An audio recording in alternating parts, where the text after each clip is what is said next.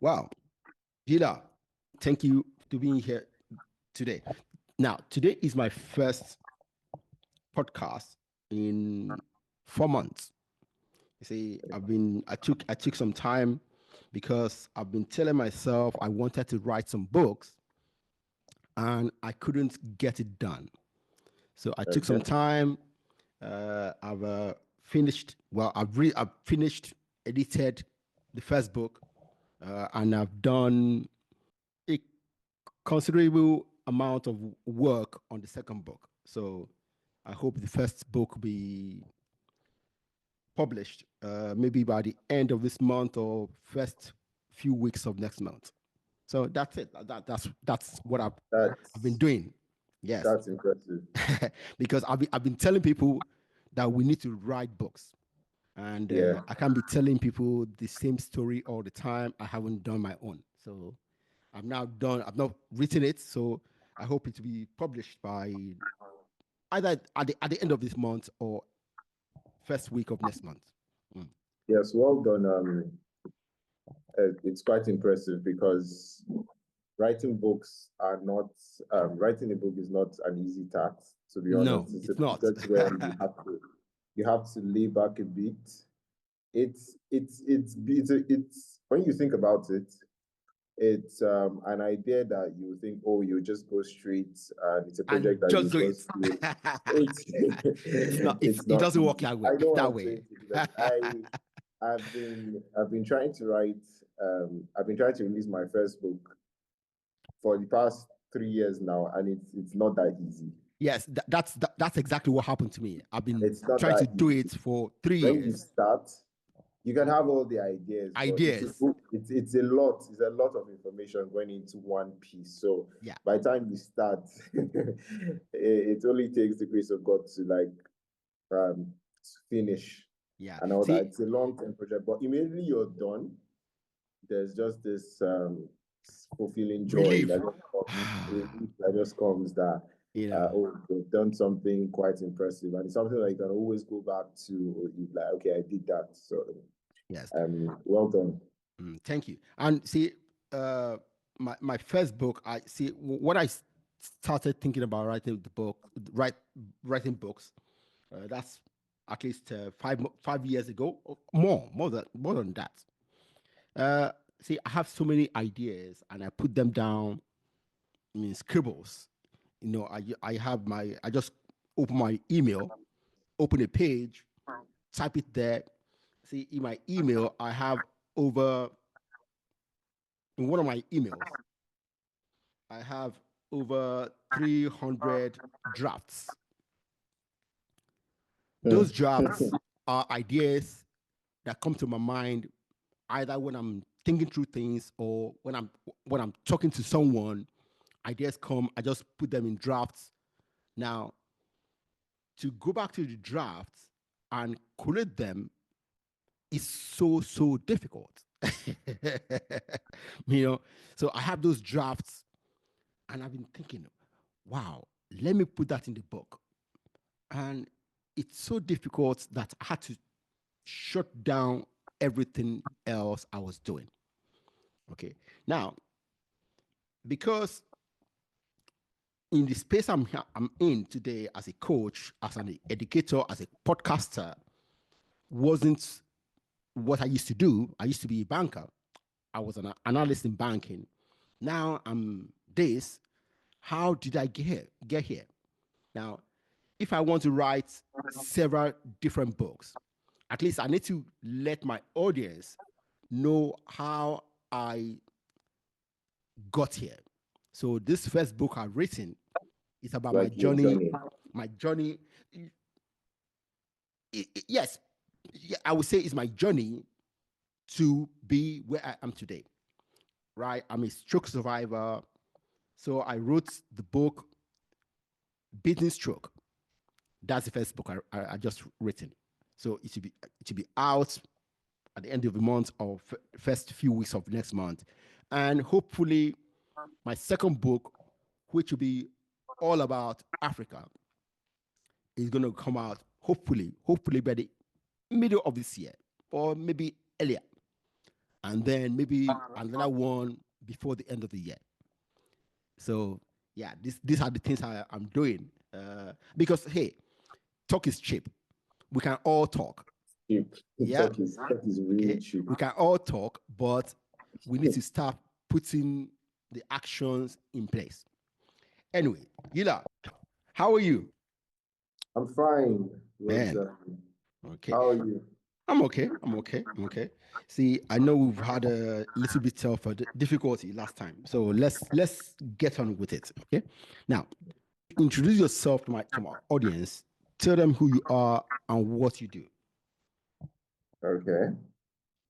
So, hello everyone. I am Umaru Yila. I'm a medic, the founder of Docxplorer. That's currently what I say, that's how I introduce myself these days, because Docxplorer currently is my passion, is what I do. And for what Docxplorer is, it's a platform for medical students and healthcare professionals. When I say medical students and healthcare professionals, I mean everyone that is under the umbrella of the healthcare field, whether medicine and surgery, nursing, physiotherapy, pharmacy, radiography, you can spread the list, paramedics. So we basically have three core aspects, which are we help to solve the educational resource challenge that's given to medics here in Africa, because we believe that our curriculum is a bit outdated. Now, not in terms of what they teach you, because we have very good clinicians that come out of Nigeria, West Africa, and Africa at large. But the training has to do with how you treat patients, how to handle emotions, and becoming a better general medical or healthcare practitioner generally. Then another thing, one of our other core aspects is mentorship. So we believe that in Docxplorer, we believe that as a healthcare professional, if you want to go up the ladder, you need to learn how to be teachable. So we believe that the best way to go is through a tailored path where people are there for you to teach you, to train you in how to become the best career professional that you can, or to create the best path for your career as it's out there.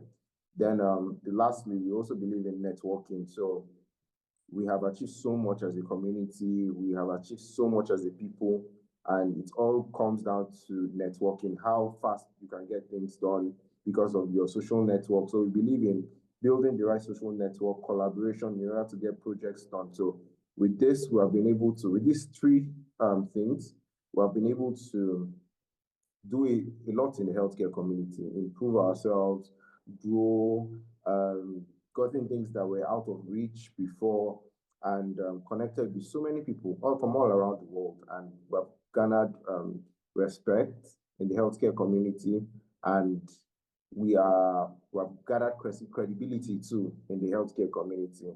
So we're teaching people how to do research. Like normally in Nigeria, we'd see that research is something that is far off. It's just something that you go to school to do. But then in Docxplorer, we believe that research is something that is necessary for solutions to be provided in any given community or any part of the country. So it's all about we're teaching people how to think big, how to create solutions, and we're also empowering too by connecting them with people who can make these things happen and come to life. So it's a whole lot actually, and that's the basis of our project. But you see, this is it's a very ambiguous thing. So there's a lot that comes in. Anything that comes our way, that that anything that comes our way that is in line with our values, we accept. Anything that is not in line with our values, we don't accept. So that's how we have been able to build what we are currently doing now. So yes, that's basically Docxplorer in a nutshell. Okay. Okay. So tell me, when did this start, and how how far are you intending to go with it? Okay. Now, So it's always been something for me because I would say I'm a very jovial person. I know how to communicate well. I know how to discuss. I think it's one of my key talents or one of my key attributes, knowing how to network, how to get things working, and not slowing down to make sure things happen. So these attributes have made me make friends over the years. I go to a lot of conferences, go to a lot of summits. I see if you talk to the average Nigerian medical students or healthcare professionals that are starting their career, they're always looking at how to make big changes around the world, how to support SDGs, how to work with the big dogs, I'll put it like that, the UN, WHO, in order to bring impact, make impact, and all that. And from a young age, I have been able to participate in a lot of things. In 2020, 2022, I registered to be under the UN's Best Diplomat Assimilation Program. I got in. And I won a MasterCard pitch competition. So I would say I was in 2020. So I was a bit exposed to some of these global opportunities. And then I read and I research a lot. So I talk to people and then they're saying they want to do these things, but then I see that the curriculum is not enough. And I tell them, oh, you can do this, you can do this. So I have a lot of people that come around me and they're asking questions on what do you think is going to be the best career path? So I had some of those questions and I see that these questions come to me easily, or like the answers come to me easily because I've done the work, I've done the research, and I know the people too as well. LinkedIn also played a very big factor because I built a very strong network of healthcare professionals all around the world. And I discuss with them on a daily basis. I would say a daily basis because it's quite a huge network. There's always one thing happening here in the US, in Canada, and contributing to discussions. Also, I also see your contributions to discussion. So you see, it's an ecosystem. So I noticed I had this information and I knew the best pathways for certain clinical and non-clinical healthcare career paths. So this was part of it. But the icing on the cake was a day I was in the clinic with a consultant and some of my colleagues, and we had a patient come in. It was a very touching time for me because we had a patient come in. The patient, well, the parents of the patient was just about 5 months or so. The patient had cerebral palsy. Now, when they brought in the patient and then we saw the patient, usually in medical school, you'd hear things like, the only thing that we'll be able to do for this patient is like supportive care and therapy throughout their life. So we're talking about things like aided education, aided developmental exercises and things like that in order for the person to have at least a better life. We all know that in Nigeria and Africa generally, people are not really accepting of people with disabilities. Yeah. So it's very, very difficult to live and go through. So it's always it's always a terrible time for the parents whenever they have their children with that. I mean, it's not something that it's easy to live with if we're being very honest. So the patient came in and then the consultant, a very seasoned pediatrician. Now we're hearing the normal things that we knew from our textbooks and what we see in the clinic every day. And then the consultant said something that really struck us. He was like that there was a man, a Pakistani neuropediatric surgeon that was working or had new research done on some surgery, a cranioplasty procedure or so that could help regenerate because we see cerebral palsy as something that is non-reversible. So he said that it was actually reversible, and that's what the man was working on. And then he has had some that's interesting trials. And we're like, oh, in medical school, this was like, it's big news. And we were wondering, how come we never heard about this? So immediately he said we should get on Google, and everybody was on their phones. and they were trying to look for, his name was Dr. Islam Chowdhury. And we all there looking. And then we could not find anything on Google. And it was so surprising to me. And I was wondering, and how come this kind of thing has happened and then we can't find any material or resource on it? That time I just started my LinkedIn journey. I decided to take LinkedIn more seriously that time and look for how I was going to use it to buffer up my career, like what I was doing, because I was still at the initial phases of building Docxplorer that time. And I knew the capabilities it had for any professional, especially in healthcare, because of the basis of what we're doing. So even now, we make LinkedIn a priority social media platform for communication and community building for all our participants. That's why we have a course called LinkedIn Optimization for Medics 101. So we're already in the third edition already. So I said, something just told me, let me just check LinkedIn. So I opened LinkedIn and I came across some material on what he had done. He had a very, very bland LinkedIn account. It was not optimized. I think he just had about 20 connections or so, but then I knew it was authentic because I saw some of the journals or links to the journals to what he had done. So after that experience, I sat down for a bit. I was almost like in a trance for like 20 minutes. I was thinking and I was wondering, how come with all the work this man had done, he didn't have any sort of visibility? There was no record about all these things. And you would find so many things that are not necessarily that useful available on the internet. And I was so surprised.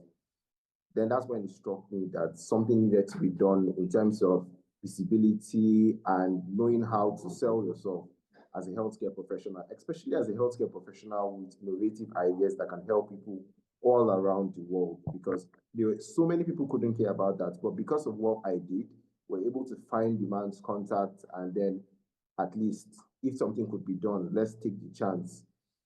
So that just made me think, and I just knew that it was just something big. Most medical students and medical and healthcare professionals usually get this wrong in terms of knowing how to build themselves, the career path to follow, and everybody thinks it's just a straight line, and or they just imagine, oh, I want to do this in the future, without preparing, developing the necessary soft skills that would be applicable in reaching the heights that they think they want to reach in their heads.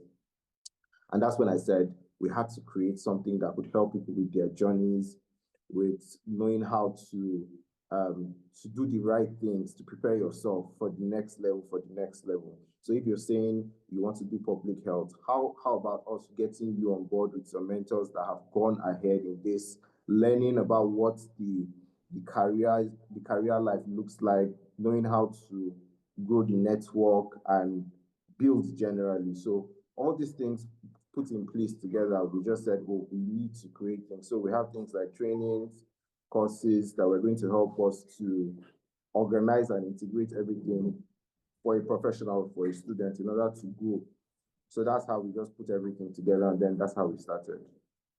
Wow. Okay. See, what you're doing, and this is what I found since I started this podcast.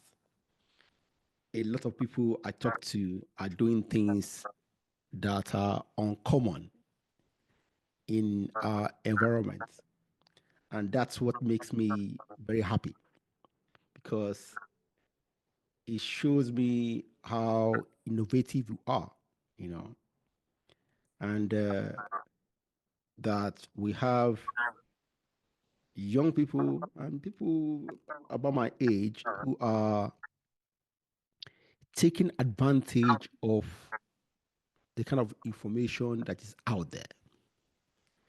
You see, I personally believe that yes, first of all, we are behind, and I need to say that because we have a lot of people who like to think that if we say the truth, that we are making ourselves inferior. No, the truth is that we are behind, and we need to acknowledge that so that we can know what to do to catch up. Exactly.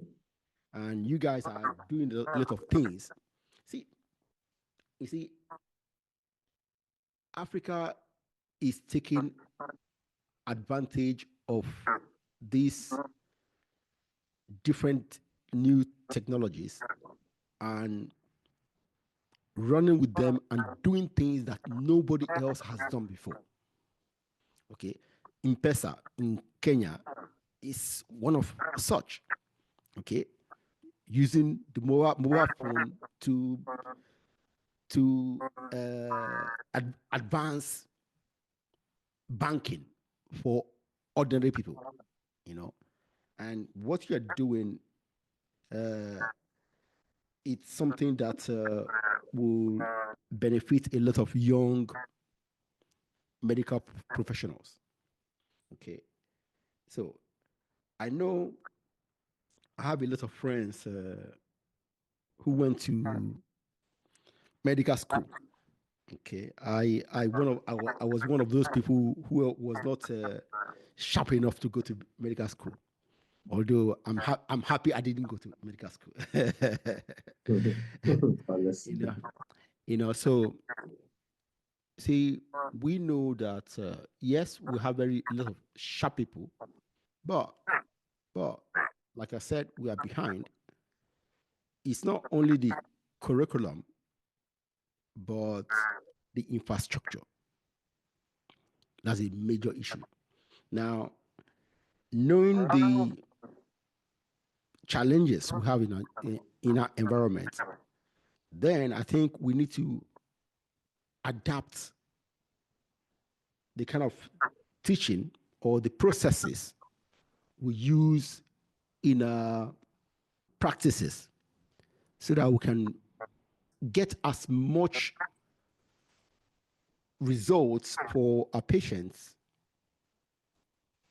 within the challenges in our environment. And that means we need to change a little bit of the way we teach. It's not only the curriculum, but the processes, you know. So tell me, what do you think about innovation in education, in medical education? What do I think of innovation Yes, in medical education? yes. Now, as I said initially, um, the curriculum in itself just trains you to be a good clinician. Yeah. But what we have issues now, I would say the paramount issue we have currently in healthcare in Nigeria and Africa. Okay, let me just give you a bit some numbers. So the WHO required um, doctor to patient ratio, which generally applies to all healthcare fields, is Yeah. about 1 to 400, one medical professional to 400 patients. But in Nigeria now, it's between, now I'm talking about the general overview for all medical practices. It's Yeah. between 1 to 6,000 or 1 to 8,000. Wow. So you can see the huge margin. So the issue we have now is availability of healthcare professionals, Okay. inadequate supply, and then the population explosion that's currently happening in Africa. Yeah. So that's, and then we also have, let me give you another number.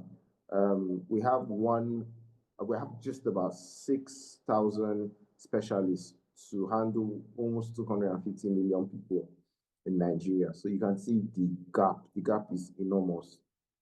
So one of the issues now that we're dealing with, or we have to deal with in the next 10 years, if not, it becomes a total crisis, something that we can't control, is the availability of healthcare professionals.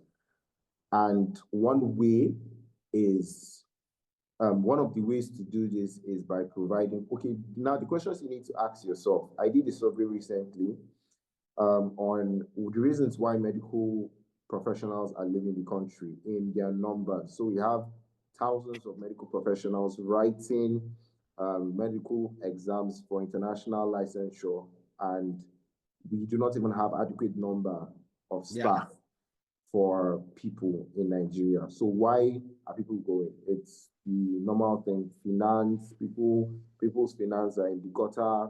Doctors cannot afford nothing. Nurses cannot afford nothing. I mean, even feeding has become a problem in the country. Fueling cars, if they can even afford it. So it's a menace, to be honest. But we need to find the solution. The problem is stated there and it's getting worse. So we need to find the solution. So how does that come in with your question?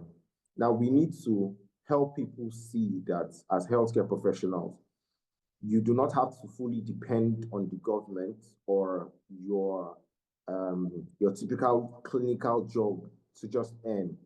You can use your knowledge and innovate to do some things that can help you. I wrote an article recently on some of the things that you can do as a healthcare professional in order to help you. And this is where it comes in. This is how it comes into medical education. How can they restructure the medical education system to better help healthcare professionals to earn more? Okay. How can they even work remotely with their spare time to earn more? So we have things like medical writing. Medical writing is an ambiguous term. It involves a lot of things. You have the knowledge of drugs, you have the knowledge of practices, and then a lot of companies, big pharma companies, are making drugs every day. As a healthcare professional, you have the knowledge, you have the credibility to write on certain drugs, on certain healthcare practices for big organizations. You can earn from them. The typical amounts that you can earn is between $500 to about $1,000 at the beginner level. And then there are courses for these things. We also train too as well for these things. You have things like being a virtual healthcare assistant, meaning you can work with another healthcare professional in the United States or any other country that pays well or has a good conversion rate and earn well enough to satisfy yourself, even still being in the country. You can become a virtual research assistant with the knowledge you have had in medical school. You have research knowledge. On knowing how to apply your research knowledge, you can collaborate with other professors in other universities, become a representative for data collection and interpretation of data in healthcare in Nigeria, serving as a representative and earning towards like that. So there are so many things, but all these are out of the bracket of our curriculum. So if some of these things can be instituted, even if they are not taught by the lecturers or some of the people or the professors in the Nigerian medical schools, there are so many companies and institutions like Docxplorer that do some of these trainings and link people up with some of these companies, network with some of these companies in order to get them hired, and they can start earning like that.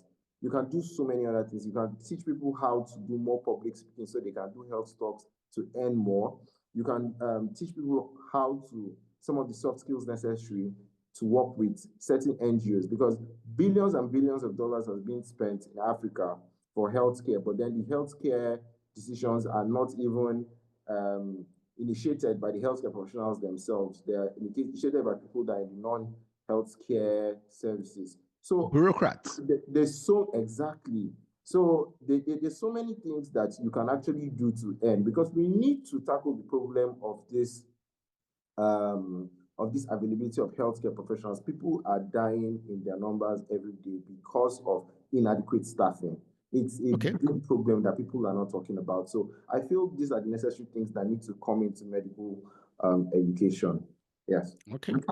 See, you just hit on something I think we need to think about in all spaces, not only the medical field. Okay. In Africa, we rely more on the government to do things for us. I also used to think the government was the way.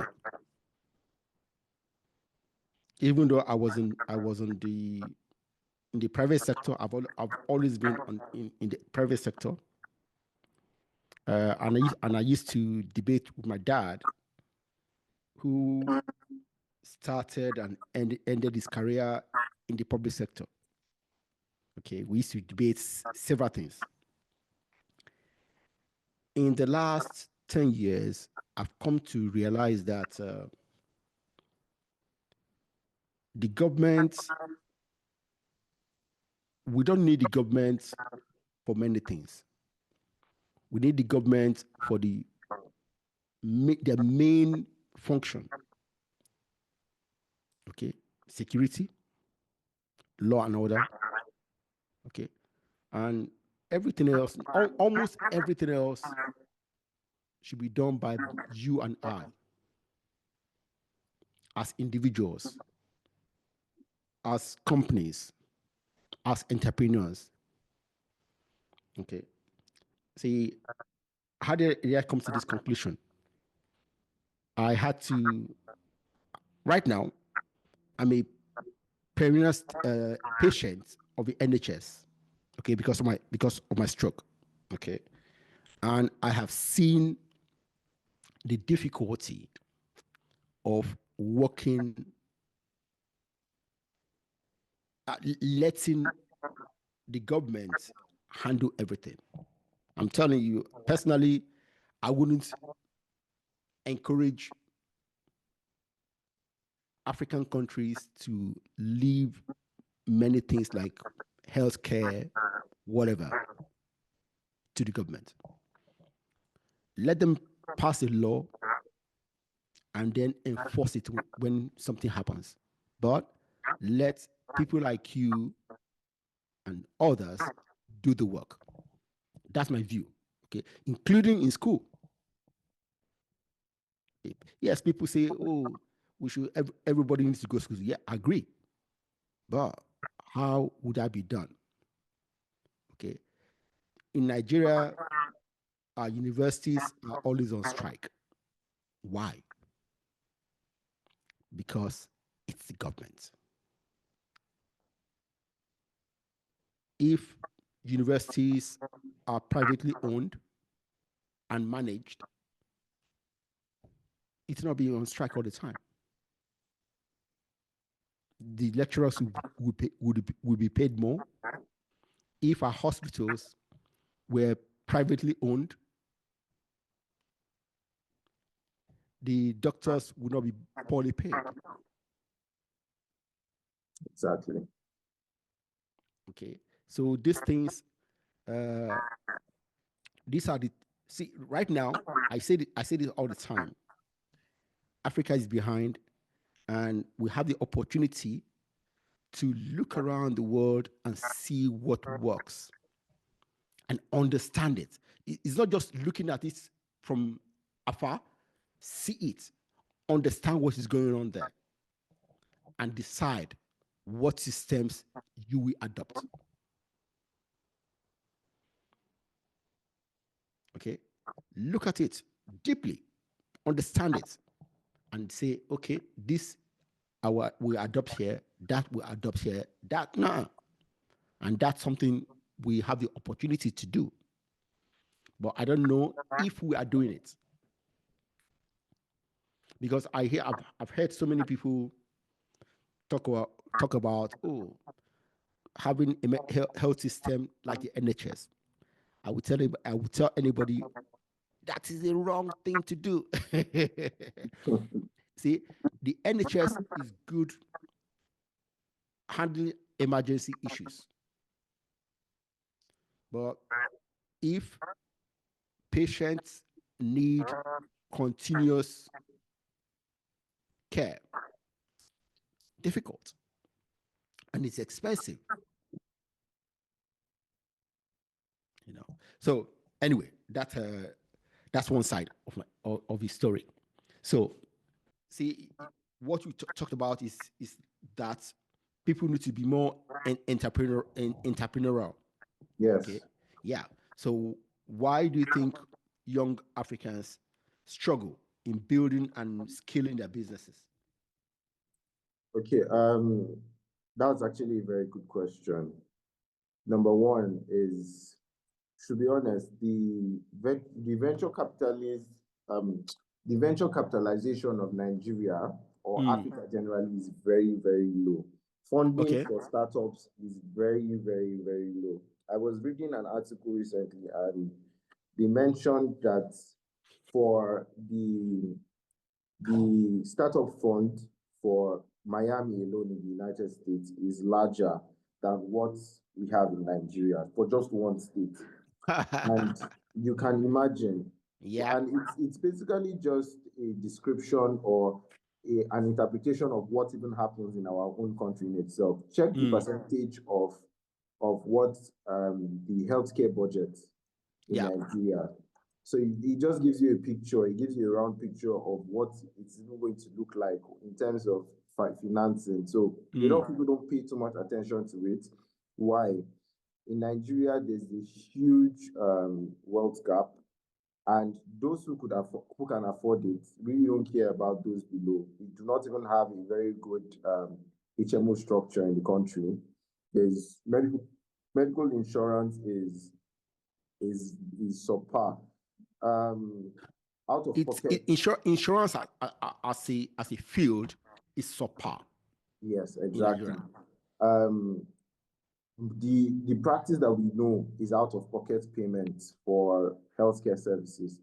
So you can see, I'm talking even in the aspect of healthcare, but even I'm talking on the aspect of general funding for startups, it's very, very low. And this is the main challenge of young entrepreneurs, not even kickstarting. There are no accelerator programs.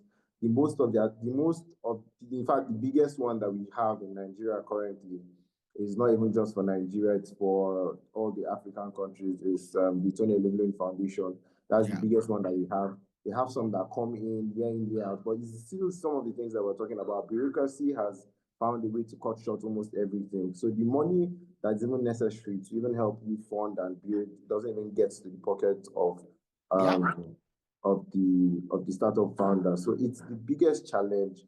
And then the lack of you can even see we as a country don't even patronize our own brand. We have so many automobile companies. They are not being patronized by okay. Let me, since we're talking coming from a young person's perspective now, the founder of Nord, the automobile company Nord in Nigeria, is a young person, and nobody's hearing anything about him. Most of his supplies are even exported, not even used in-house, and they make very quality product. So I feel the issue is the government not even being patriotic to its citizens in terms of patronizing our products and even putting us out there. Everybody wants to just outsource. They are not outsourcing in-house. They are not looking for solutions in-house. They are always outsourcing, and the funding is very low. And as you said, the government is not even doing what is necessary in terms of finding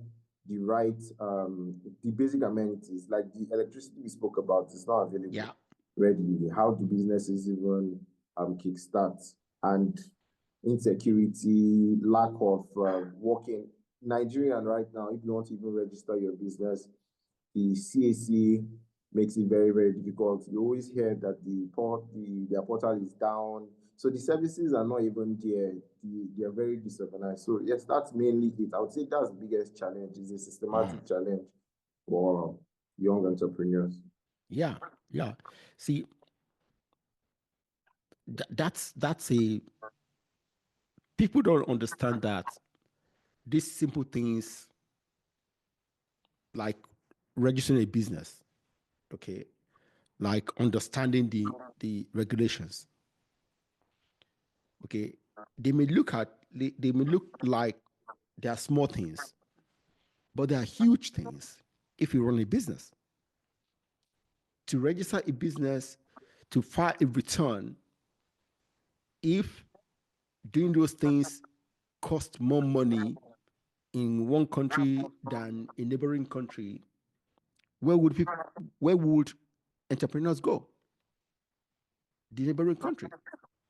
You know, see, Africa is the most regulated continent in the world,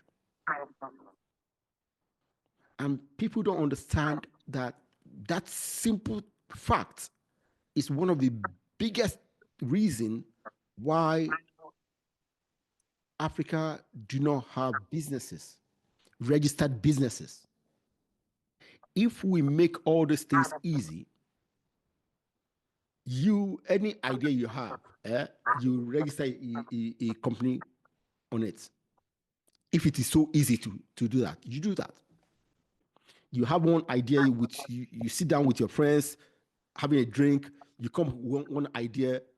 The next thing you do is to register a company to do it. Okay. Now, maybe some of those things will not pan out, will not develop, but registering a company, maybe 1,000 naira. I'm just using a simple example.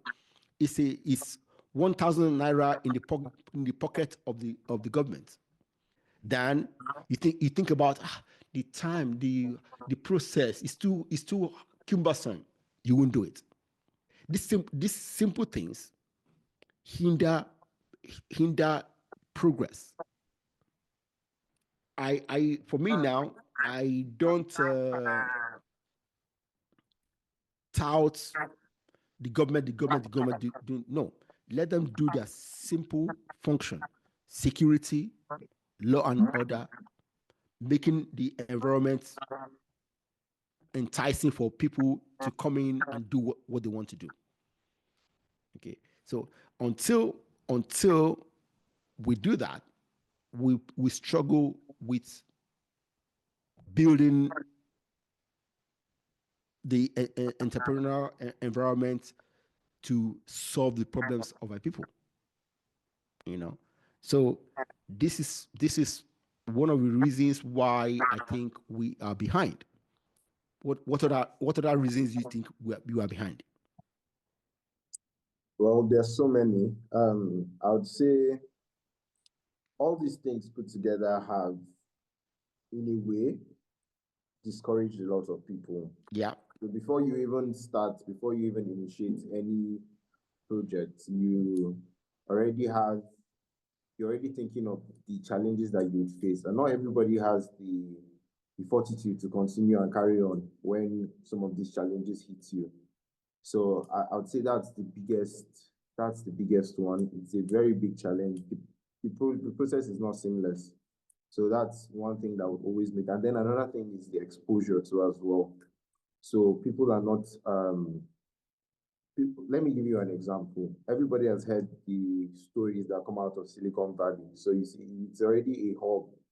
They're known for encouraging and helping startups grow into something big. Although now in Nigeria it's becoming better, we're still having some that are coming up, Paystack, Flutterwave, and are doing big numbers, becoming unicorns. So I would say that yes, truly, it's getting better. People are learning more, and it's going to definitely get better from here on. Yeah. So it's all about building the ecosystem, friendly ecosystem for businesses to thrive, for companies that are just starting to actually understand. Because at the end of the day, so far you're solving a problem, you would always be in the bracket. So I think that's mainly it. And then another thing again is if everybody just plays their part, and if the education, as we spoke about earlier, it's towards innovation rather than the usual information that we have. If people are promoted to rely on creativity and innovation, then I think it's going to help the systems to be better. Private universities in Nigeria are beginning to adopt entrepreneurial mindset. Even recently, the Nigerian government is trying to introduce some of these soft skills and technical skills for people from primary school to secondary school, rather than things that are not really necessary. So I think those would give, because even if they're not giving the best of the best, but it's still some form of exposure. So at some certain level, you begin to find out that, you can actually do this. And then people are very creative. They would always find a way out of it. So the government is just providing the raw ideas, or learn entrepreneurial skills, learn technical skills. But with you, it depends on how you interpret it as a person. And your creative mind is going to always come up with something, and then you find to bring out a solution. So that's why I just very believe. See, with the AI becoming a big deal. I mean, what Yes. has happened in the last few years, and especially with the shocker, what's it called again? That the Chinese Or AI company. DeepSeek. Huh? DeepSeek. DeepSeek. Yes, DeepSeek. You know, one of the things I started doing this year is that I started learning how to use AI tools. So the first 3 weeks of this year, I I did at least 30 minutes a day on several AI tools. So now I use uh, GPT nearly every day. Okay. Uh, I use DALI, their image creator. So, how do you think that AI can be integrated in the medical profession in Africa? This is a very, very good question. Something that we talk about every day in Docxplorer. I mean, that's our team. Mm. And I was just happy mainly when you mentioned AI, because I'm a very big AI enthusiast and I use a Okay. lot of AI tools. A lot of people don't even know that you can train your AI. I train all the AI accounts that I have. I've trained all of them, and they know everything about Docxplorer, what we Wow. are doing, and everything. And let me even introduce you to one that would be very helpful, especially for your Okay. podcast. Read AI. Read AI is a transcriptor AI model that Okay. you can invite this meeting, and then it records everything that we're doing, transcripts it, arranges it in different sections. So like when we are doing our introduction to every topic, and Yeah. everything comes out verbatim. So it's very, very good for any meeting schedule or anything. And then it also Okay. brings out the written transcriptions for you, so you can have them in document format. So in case you want to edit text or put Yeah. in subscripts or what it is. So yes, let's go back to the question now. We had a webinar recently, and then we were talking about how AI could solve this issue of understaffing in Africa. So when everybody talks about in the Western world that AI is going to solve the issue of healthcare, the truth is it's meant to actually be the reverse. AI is meant to solve the issue of healthcare faster in Africa than in the world. Now, what does AI Yeah. do for us? AI has been able to create, like it has broken the boundaries, it has broken the borders. So, okay, like just exactly what you said now. The model for ChatGPT and what they were doing, and compared Yes. to what the model for DeepSeek was doing, and the way they were able to use lesser numbers, lesser resources Yeah. to get services for the way they were able to reduce the numbers to get services compared to what ChatGPT was doing. So you Yeah. see, it has been able to, um, it just shows you that you can do so much more with limited amount of resources. So I was also talking to another innovator, the founder of Global Healthcare, and he mentioned something to me. They create models for they go to a country, a region, and then they see what is necessary. So maybe like vaccine transportation, emergency healthcare units, and different things. And they create solutions for that particular region. Now, how can AI actually even help you with that? Where I was reading another article recently, and then we were talking about the medical specialties that will be replaced by AI in about 10 years. So now in hospitals, you already have radiologists that might be far away, and then they can interpret results when they do scans like CTs, MRIs, they can interpret results from kilometers away. So AI can do so much more. Yeah. There are healthcare systems, EMR systems that are able to read results with AI already. So it's becoming a thing. So AI is definitely going to push out some specialties. Anything diagnosis is going to be replaced by AI. Immediately the system has tested the samples and understood the result, it interprets it generally because it's what we see every day. It can even detect more than you. The truth is, it can even detect. There are some things that your eye might not be able to see, but the system has, or maybe you might miss, except maybe you zoom in like an X-ray now. Let's say you have there's something we call reticular formations. If you cannot see it with your eye, but by the time you zoom it, you see it. But the AI system can pick it up. So there's so much interpretation of data. I cannot tell you the amount of data I've been able to interpret with AI. In fact, I don't even anything that has to do with mass data again. I do not even need any just push it there. I just push it there and I drop the prompt, the criteria that I want to function, and immediately I get the interpretation of results. So and I can always edit it. I can, if I'm not satisfied with the result and I want it to be more precise, I can just drop the prompt and then I edit. So it's everything. So, I mean, big information, analysis, reports, everything is done by AI. And this is what most, they call them health-informed choices. You understand? Evidence-based choices. So by the time you have gotten all the data, you've done the questionnaires, ask questions here, maybe like you're looking for things like health-seeking behavior in different various communities, or maybe you're talking about an outbreak. In order to interpret results, the fastest way to do it is via AI. There are numbers, the data is already inputted. So these are the ways to solve problems in Africa.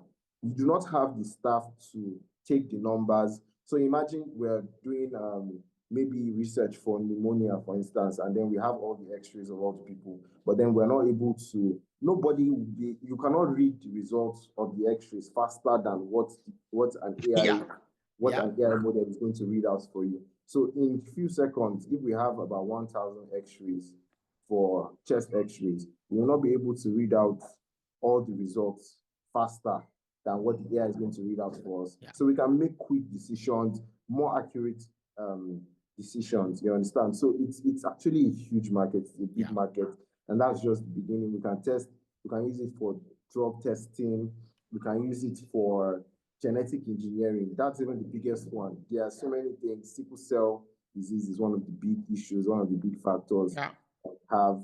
So it can help with. See, there are so many things. I cannot even. I mean, yes, there are things we don't understand about AI, but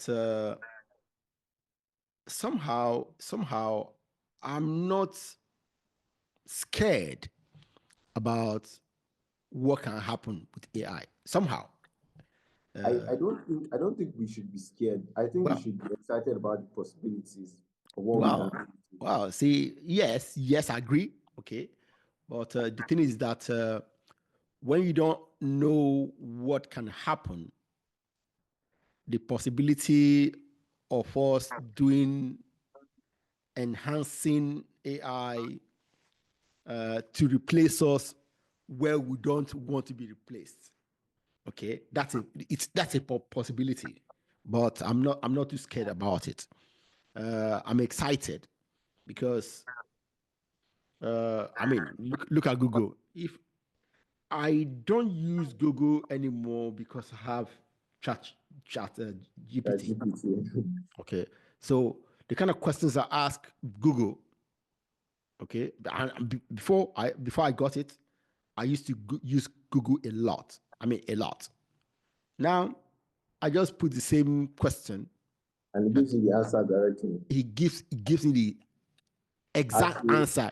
I don't go and check. No. I don't check. I just. I don't know if you've noticed this feature. When you search something on Google and you already have the AI before you read all. Before on Google you have to start going through the pages, things that are already listed out. Now Google actually gives you the AI answer first. Yes, on top. Yes, on top before. So you see, everybody's adapting. Everybody's trying to get into the race of this AI thing because it's winning the war. To be honest. Yeah. So one of the things that people need to learn is about prompt engineering. Okay, how to ask questions. Yes. Yeah. In fact, I think I should even use this opportunity to just even say this. I have a book coming out, an ebook coming out. Hold on. Yes. So we're talking about prompt engineering. Yeah. Yeah, prompt engineering. So prompt engineering. Okay, yes, as I was saying, I have a book coming out in about 2 weeks. It's a short ebook. It's not. Let me not say. It's not like your book. No. This is just a short ebook, but I've over the years or over the last 2 years now, I've trained people on LinkedIn. We've done LinkedIn optimization because I have a big picture on how to use AI to on LinkedIn. We have so many inbuilt plugins like EasyGen. I don't know if you've heard of EasyGen, Opus Clip, and things like that, and how to even use ChatGPT to implement all these things.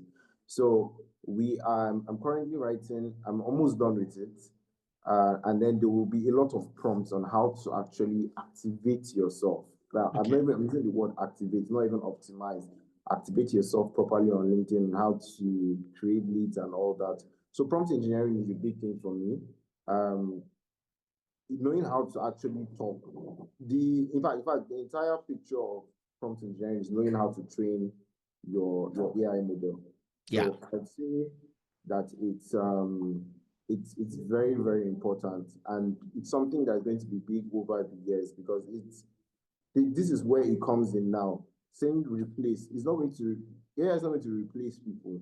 It's going to replace people that don't know how to do prompt engineering, Yep. or those that That's how it. to. That's And it. prompt engineering itself, as big as it sounds, is just you understanding the model and Yeah. How to ask the questions. how to communicate. So it's more of a communication problem per se. If you can't communicate properly, if you can't communicate properly as a human being, it will be very difficult for you to Yeah. actually communicate to your AI model. And some other And extra and technical. the interesting thing is that engineering doesn't require you to ask the question in a particular way. Okay, but Yes, exactly. it needs you to ask the question and break it down in sections so that the AI will understand exactly what you're asking. Otherwise, Exactly. it will give you more generic answers. Okay, Exactly. so you need to Exactly. know how to prompt it so that you can ask this section, that section, that and it give you all the answers to those questions. Yeah, so Exactly. it's And the those. thing is, it's even going to, the more you communicate with your model, and then you keep on talking like every day, especially about the work that you do and everything, it understands you, it learns what you might ask. So now if I ask your AI model about Docxplorer, it doesn't, most likely would say maybe it's a document, but when I ask mine, it knows everything that we have done so Yeah. far, all the trainings we have done, so that we can relate, because they already stored data to as well. So that's the for me, that's the mainstay for prompt engineering with AI. Right. So yeah. So Perfect. you talked about this earlier when you talked about the need for networking, Yes. okay, and mentorship. Yes. Okay, tell me more about it in general. The challenges and the need of networking and mentorship. Okay. So I use so many stories. I can just pick out a story from one of the stories I've taken, but I'll use myself as an example. Mm. I give credit to all my mentors. The way I am, what I've been, I have so many mentors, from people in my family, my dad, different people that have been able to inspire me to be who I am today generally. And I know what it is when you have people that have gone through that path. So I will give you a description. So to me, what mentorship is that somebody has gone ahead, and like let's say there's a map now, for instance, there's this popular saying in Nigeria, follow who know road. Yeah. You understand? So like Yeah.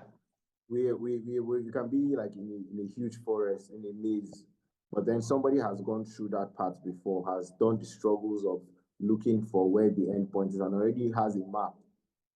And you could actually easily just follow that person, listen to what they say, and follow the right directions Yeah. and get to that end point. So let's say the person was, they spent about 30 years to find that end point. Then the person tells you that, look, you don't have to spend the 30 years to find that end point Exactly. anymore. You can just use 5 years and just do these certain things that I've told you. Because after everything is said and done, everything I achieved in that 30 years was able to be complete in about 5 years. But then you now decide to go on the path and start struggling for another 30 years. So Yeah. and then it becomes a continuous circle. So by the time you use 5 years, the next person you're going to train would use 3 years. The Yes. next person you're going to train would use 2 years. So that's a beautiful description for mentorship. And it is for people who aspire, for people who aspire to do some certain things, to reach some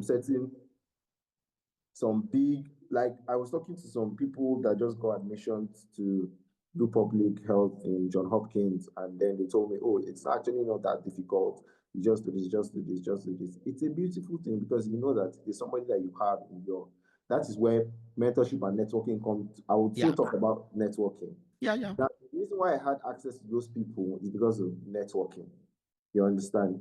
I knew this person that knew this person. Oh, this person came from, a lot of people send opportunities to me on a daily basis. Oh, there's this nomination here, there's this grant here. Why are they sending all that? It's because I've had personal contact with them. We have worked together and maybe one project, one Docxplorer training program that I trained them here this year, last year. And then we've already built this professional relationship. And then we're all looking to grow. That community, people sending opportunities. The community is like about 1,000 medical students, a combination of medical students and healthcare professionals. So every day, this person is posting about this opportunity here, this scholarship here, this grant here. We sit down, we discuss, we debate some topics in the medical ecosystem. So many things. And then you're seeing this person going there, achieving this. Oh, how did you do this? Oh, I did it like this, I did it like this. So stepping stones, you understand? And stepping Yeah. stones comes from networking. So networking is directly translated into mentorship. How did I even find my mentors? I found most of my mentors on LinkedIn. So I saw the great things they were doing. I appreciated them. I spoke to them about it. I told them that, oh, look, this is what I'm doing. I really like what you're doing. Can we collaborate? You know, when I look at some people and I look at some posts I see on Instagram, on an X, formerly Twitter, sometimes, and I see people saying that, oh, LinkedIn is absurd. It's when you come in, people are just proud, boasting, and saying a lot. And then I just laugh. It's either you make a decision when you come on the platform. It's either you decide to collaborate and learn, or you become envious and become withdrawn out of the entire thing. So it's good to be inspired by people and what they are doing and learn from them. Yeah. Collaboration is the key to growth. So everybody that I come across, even competitors to in what we're doing, Docxplorer, I didn't even know there were other people doing it. I decided to collaborate with them rather than, because we're not fighting, we're moving towards a cause, we're trying to achieve something here.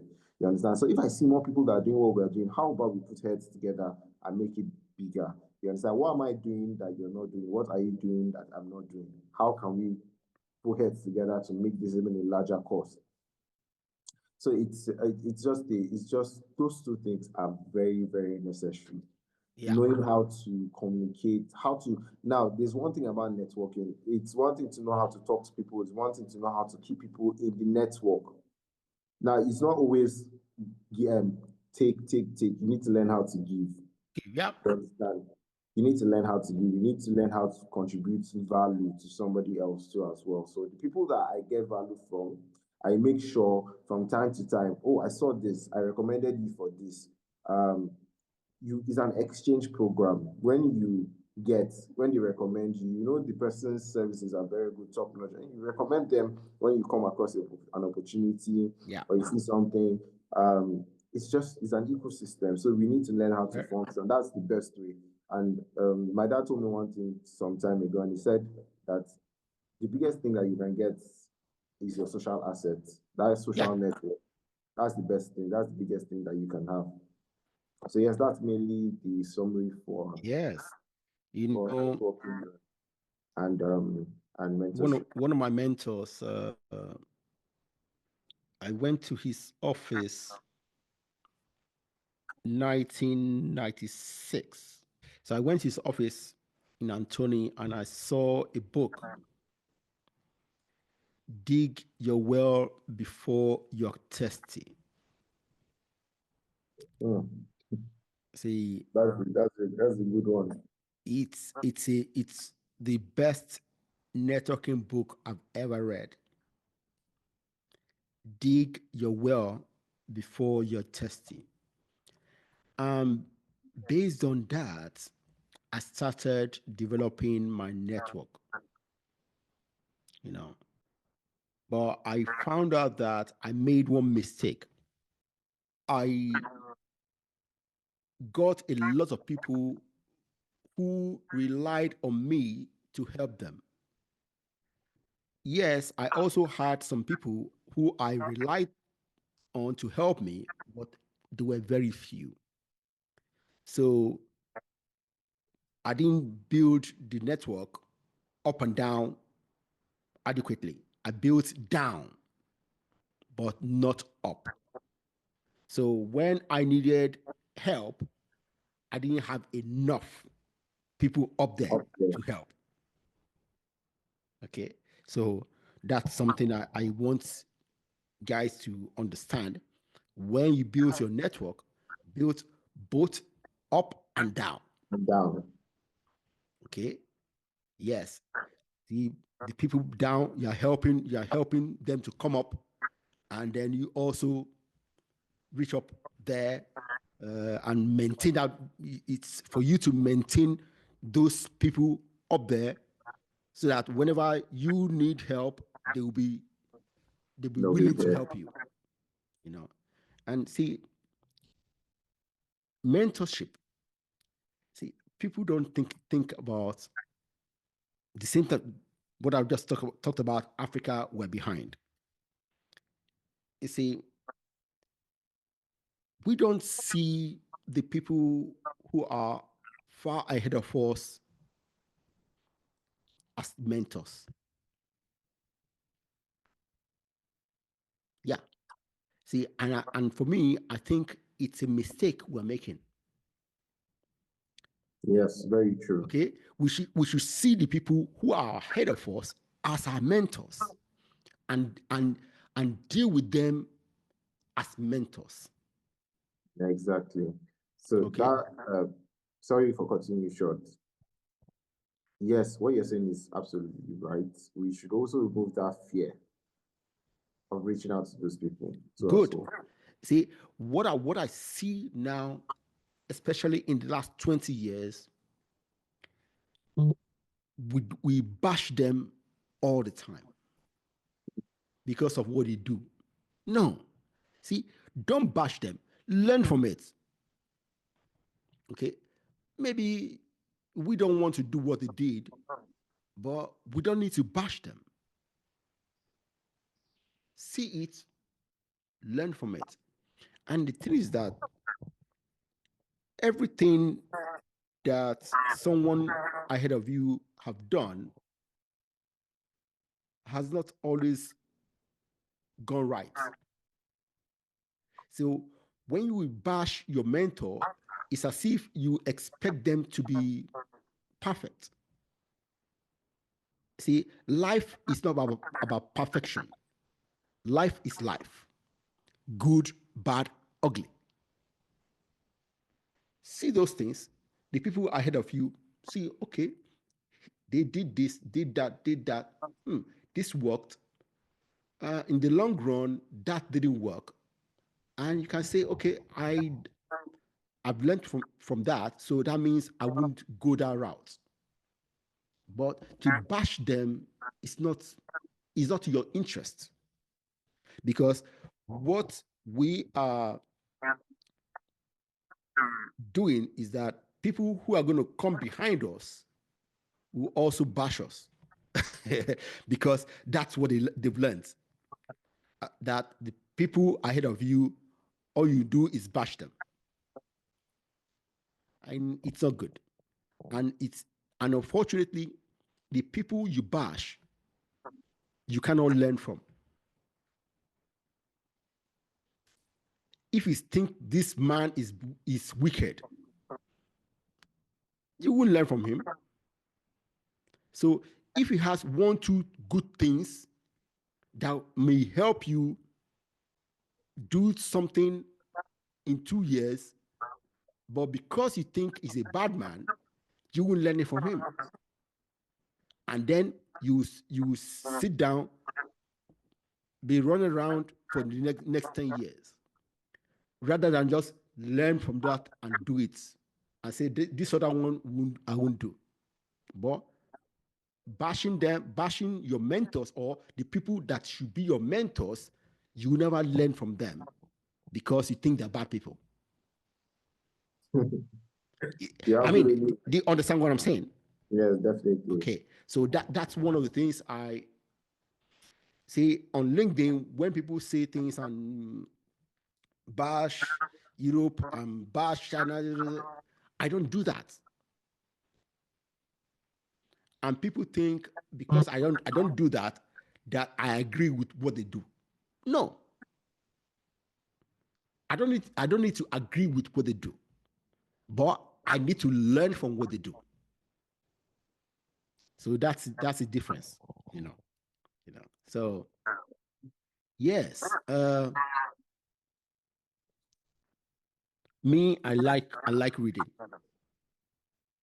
I love reading. Every single day, I read something.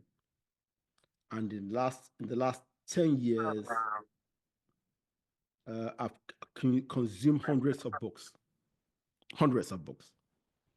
So on this podcast, I always ask my guests to recommend 5 books for my audience. So please, Yila, recommend 5 books to my audience. Okay, so one of the best books that I've read. That was the first book that made me started thinking of how to identify personality in people. It also helps in networking too as well, understanding people. I would recommend Why You Act the Way You Do by Tim LaHaye. It's a very good book. Why You Act the Way You Do. Yes, so excellent. It's a book that would make you understand people's temperaments and learn a lot too as well. The second book I would recommend is Ikigai. Ikigai is a book that centers around purpose. That's Japanese. Yeah, it's not in Japanese. No, the word is Japanese. Yes, it's Japanese. Ikigai. Ikigai means purpose. Yeah, you understand. So it's basically tells you what life is and why we do the things we do from different parts of the world, what keeps us going. Yeah, so that's basically the overview for the book. The third one is How They Started. Now, for me, how they started. Global brands. Yeah, the book talks about different brands, McDonald's, KFC. Talks about the stories, the about Adidas, Puma, the Adidas and Puma. They were brothers. How they started. So many stories and like they're micro stories, but then they have like a lot of impact. They really showed a lot of things. It was a very, very, very good book for me because it just opened the world. When I was reading, I was just imagining, oh, this was how this happened, how these people started. And it also teaches that time is just a function of nothing really, because you can actually start at any age, you can start whatever, you can switch careers, you can be so much, you can live an entire lifetime and then your life has not even started. Exactly. You can live to 70 and your part starts at 70. So that book was really, really, really good for me. Another book, this might even sound very cliche, but for me, it was one of the books that I read earlier by Ben Carson, Take the Risk. and then Okay. it's off the charts. I've never heard that. Oh, Take the okay. risk. Ben Take the Cans. I risk. have Ben two of his Carson. books. I read Gifted Hands, then I read Take the Risk. Take the Risk was a very, very good one. It really taught me a lot. This was coming out from more of the things that he did during the medical practice rather than what he did during the like when he was growing up. Gifted Hands was more of when he was growing up, how the entire Yeah. story became, when he Mm-hmm. even watched the movie too as well. Yeah. So yeah, it was a very good book for me too as well. I read it earlier. That's how many now? 4. So let me look for the fifth one. A book that really touched me. I would not want to recommend 48 Laws of Power because I See, would not want to recommend I it. have that on my table. Okay. From time to time I go back there and check something. For me, 48 Laws of Power is a reference book. I don't pick everything there verbatim. I just go from that. Same here. I would not say I've read the book fully like at once that I would open. No, myself, see, I've had that book for more than 20 years. Okay, it was my father's book. I stole it. Okay, I have never read it from cover to cover. Okay, exactly. Okay, I just flip through. I found a law that sounds nice. I read it. So that's what I do. Anyway, continue. And I would say the final book is between. Now, I don't know if you have you read Outliers? Oh yeah, I have 2 copies. Outliers was really, I mean, I would just recommend it. Everybody has their own story. Yeah, when they read Outliers, yes. Outliers really brought out the fact that you can actually be anything that you want to be in life. It's just about how you want to structure yourself, how far you're willing to go, and understanding that you can be different. It's being unique is not a bad thing. Yeah. But then I would also say Rich Dad Poor Dad. That's the cliche one. Now, why am I saying so? When I read Rich Dad Poor Dad, I was in secondary school. I think I was in my 3rd year in secondary school, JS3. Wow, that's good.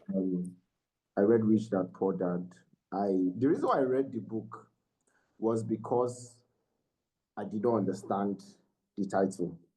And that is why okay. The way I'm moving now, aside from the LinkedIn ebook that I told you about, the first book I'm working on is called Jack of All Trades and Master of All. Okay. And the reason why I got that controversial name, the saying is Jack of All Trades and Master of None. Yes. I think I'm going to write books, it must come. The title must be very controversial because curiosity will set in.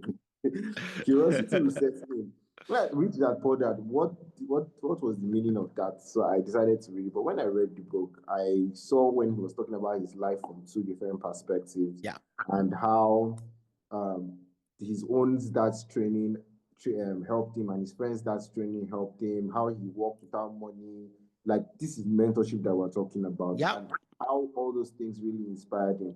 That book really opened my eyes and brought out my imagination to like a whole lot, and what the business world is like, how to aspire to gain, and all those things. So it's really, I can go on and on with the books that I've read that have really touched me. But I would say these ones really have helped me navigate the way I view the world, the way I see things, and my knowledge generally. I advise people to read books. I'm not very consistent. I will not tell you that last year I read 12 books. I would say maybe like 5, but every year I decide to read and read and read and read because it's very, very important to read and view the world from expert perspectives. Yeah. Expert perspective, people that have gone through journeys, stories, being able to come out of some very difficult situations and being able to navigate life. That's why I don't see anything. I feel like everything's overcomable because of books. Because I've heard stories of wars. I've heard people that have been through hell, and if they can be like this today, then there's really nothing that you cannot. And that's the truth. That's the truth of life. That's the way I view life. Yeah, that's the truth of life. See, reading books is also mentorship. Okay, Exactly. because you're being mentored by the writer. Okay, because they are telling you their stories to help you. This thing that you just said is very, very true. It's very important. It's like, in fact, it's the best mentorship that you can get, Yeah. because this is mentorship that has been sat down to think. You cannot meet some of these people and talk to them for like 10 minutes. And it's the same thing I tell people about your LinkedIn. I always describe LinkedIn as a walking CV. It's years and years of your inputs. What have you been writing about? What have you done? All the certificates. You cannot put all those things into 1 week. It's not possible. It's years and years of work experiences all put together. And that's what books are mainly. So if I open your LinkedIn account and I see, I'm like, oh wow, this person has actually done a whole lot. And that already gives me a picture of who you are. It's the same thing that you get from reading books. When you read books, you just read about their stories and how much they have done. It's just big, wide imagination. So it's very important. Yeah. Yeah. See, Outliers. When I read it, some 7, 8 years ago. That was the first time I read it. I now ordered 5 more copies, To and give other people. yeah, and I gave my children's headmaster 1 copy, and so many others. So that's how I saw that book. The information in that book was so powerful that I needed to share. You know, see, uh, Ben Carson.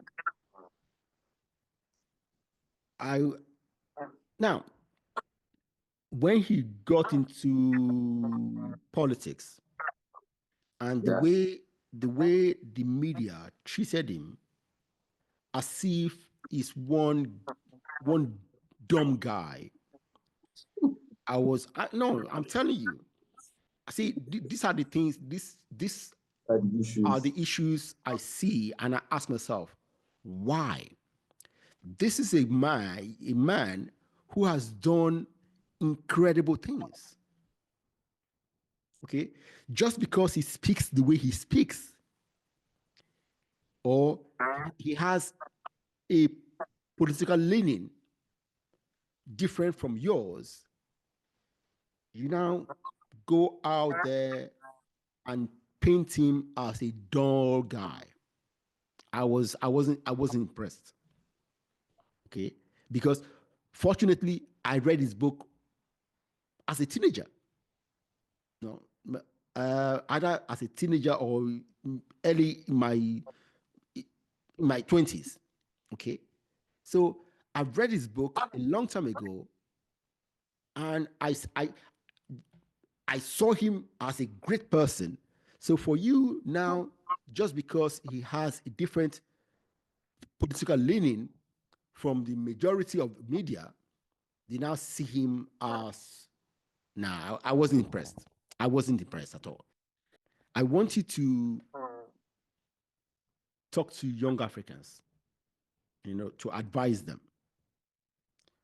What advice would you give young Africans about how to add value to their community? Okay. What do you advise? You are adding value. So what would you ask them to tell them to do? I would say my advice to young Africans is that you should not be scared to implement that idea that you have in your head. Yes, things might not be looking good. Things always seem very impossible. That's why anytime we go abroad, you're always surprised that things can get done. Mm. But I would say big things can be done from a small place. So whatever you want to do, whatever you have, any burning desire that you have, in spite of all the challenges that we are facing, everything that um, is there, we shouldn't limit ourselves. We should start with your small phone. You can start big things with your knowledge, what you have been able to do. Don't be scared. Don't be too worried about it. There's no innovator or entrepreneur that has discovered anything like immediately. Everything takes time. The ideas comes as you continue to grow. Yeah. Opportunities comes as you continue to grow, but you have to take that first step of putting yourself out there. So that's my advice to young Africans. Good one. Good one. Yeah. See, because a lot of young Africans, they think they start something today, tomorrow they blow. Eh? we want to blow. Life is not like that. Okay. Very few people blow in a short space of time. Eh? They have been doing things underground, working very, very hard. Mm? Yes. You only see them when they blow. Yes, you only see them when they blow. Okay, so thank you very much for that. Now, my last question: what's your vision for Africa in the next 20, 30 years? Okay. In terms of division is very big, but like in terms Yes. of healthcare. I mean, whatever vision you have, Okay, I'll start with it's your healthcare. vision. My vision for Africa in terms of healthcare is that in the next 10 years, I want a significant growth in access to healthcare because it's not fair for some things to be available and not having access to it, things that are life-threatening. So my vision is that I hope and I pray and I will continue to work and will continue to strive hard to make sure that people get access to amenities that can help them survive. General terms, my vision for Africa in the next 10 years is that we learn how to build and use our resources for ourselves, innovate, and I hope for peace too and security for people to be able to be productive too as well. I hope for a more favorable environment for growth for young Africans because it's about to be explosive. The growth rates and population growth rates and the amount of young people present means Africa is actually truly a fertile land for growth, as our president said. So we need to really, really, really come out of that. So that's my hope and my vision for Africa in the next 10 years. Good one. And tell my audience where they can find you. Okay, so you can find me on LinkedIn as Emmanuel Umaru. You can also check Docxplorer. The Docxplorer website is that's THE Docxplorer, spelled as DOCXPLORER.com. Okay. So yes, that's how you can find me. Feel free to reach out. You could also send an email to thedocxplorer@gmail.com or Emmanuel Yila @docxplorer.com. So that's how you reach out to me. Wow. Yila, thank you very, very much. Thank you very much for the opportunity. I really appreciate what you're doing too as well. You're making huge impacts. Thank you. Connecting people together. Thank you very much. All right. Take care. Bye-bye. Bye. Have a good day.